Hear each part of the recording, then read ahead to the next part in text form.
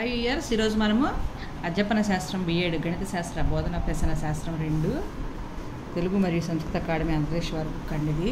ఇందులో మనము రెండో అధ్యాయంలో ఉన్నాము. అదే మూడో అధ్యాయంలో ఉన్నాము. రెండు అధ్యాయాలు కంప్లీట్ చేసుకున్నాము. మదింపు మూల్యాంకనం అండి. సో ఇందులో దీని లాస్ట్ వీడియోకి కంటిన్యూషన్గా చెప్పుకుంటున్నామండి. ఆధునిక జీవనానికి అభివృద్ధి చెందుతున్న అవసరమైన కారకమే గణిత సామర్థ్యము అని చెప్పింది నెల్సన్, రీనా, ఫార్జలిన్, లిప్సస్ అండ్ పీటర్స్ 2008. ఉద్యోగ అవకాశాలను ప్రత్యక్షంగా ప్రభావితం చేస్తుంది కూడా అని చెప్పింది Rivera Batiz 1992, child neuropsychology 2013 volume 19 number 2 నుండి గ్రహించబడింది. ఇప్పుడు గణిత సామర్థ్యాల గురించిన వివరణ పరిశీలిద్దాం. ఒక దృక్పథం ప్రకారం గణిత సామర్థ్యాలని 3 రకాలుగా వర్గీకరించారండి. అవి కాన్సెప్చువల్ అండర్స్టాండింగ్, నెక్స్ట్ విధానపరమైన పరిజ్ఞానం, ప్రొసీజరల్ నాలెడ్జ్, సమస్య పరిష్కారం, ప్రాబ్లమ్ సాల్వింగ్. అవేంటో చూద్దాం. ఇప్పుడు వివరించే అంశాలను విద్యార్థులు చేయగలిగితే, రుజువులను వారు చూపితే భావనాత్మక అవగాహనను ప్రదర్శించారని భావించవచ్చు. భావనలకు సంబంధించిన ఉదాహరణలు ఉత్పత్తి చేయుట, గుర్తించుట, లేబుల్ చేయగలుగుట మొదలైనవన్నీ భావనాత్మక అవగాహనకి వస్తాయండి. భావనల వివిధ ప్రాతినిధ్యాలను ఉపయోగించడము, నమూనాలు, మోడల్స్ లేదా పాఠాలు, మ్యానిపులేటివ్స్ అంత సంబంధపరచుట, సూత్రాలను గుర్తించుట, వినియోగించుట, యథార్థాల నిర్వచనాలు తెలుసుకునుట, అనువర్తించుట, సంబంధిత భావనల సూత్రాలను పోల్చుట, భేదాలు తెలుపుట, సమ్మిళితం చేయుట.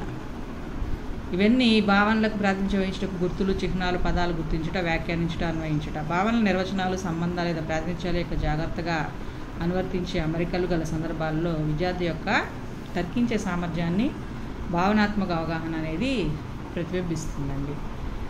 చాలా వరకు పోల్చుట, సూత్రాలని పోల్చడం, సూత్రాల మధ్య భేదాలు చెప్పడం, సమ్మిళితం చేయడం, ఇవన్నీ కూడా భావనల కింద వస్తాయండి, సంబంధిత భావనలు. ఇక నెక్స్ట్ ప్రొసీజరల్ నాలెడ్జ్. విద్యార్థులు కింది సందర్భాల్లో విధానపరమైన పరిజ్ఞానాన్ని ప్రదర్శిస్తారు.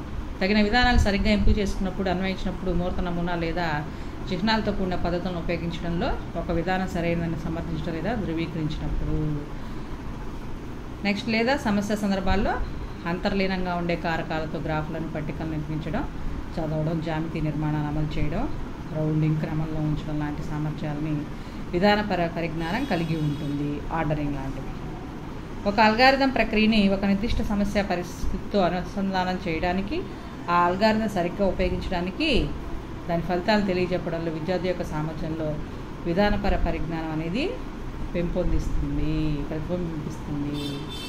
కాబట్టి ఈ విధంగా చిహ్నాలతో కూడిన పద్ధతులను ఉపయోగించడం, ముఖ్యంగా ఈ విధానం సరైనది అని చెప్పి సమర్థించుట,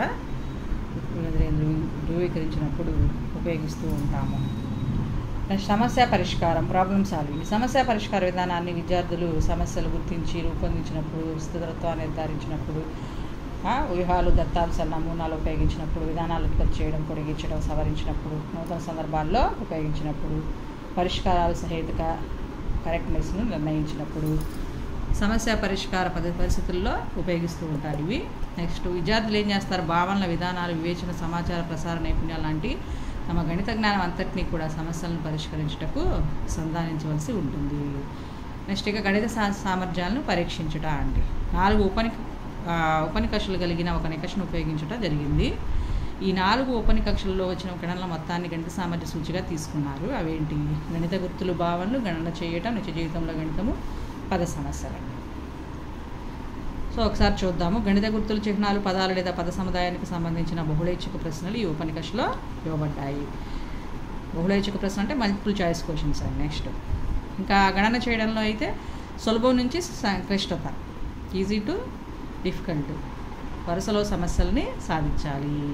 నిత్య జీవితంలో గణితం అంటే నిత్య జీవితంలో గణిత వినియోగంపై ఆధారపడిన ప్రశ్నలు బహుళైచ్ఛిక ప్రశ్న రూపంలో ఇవ్వబడ్డాయి. ఇవి కూడా మల్టిపుల్ చాయిస్ క్వశ్చన్సే.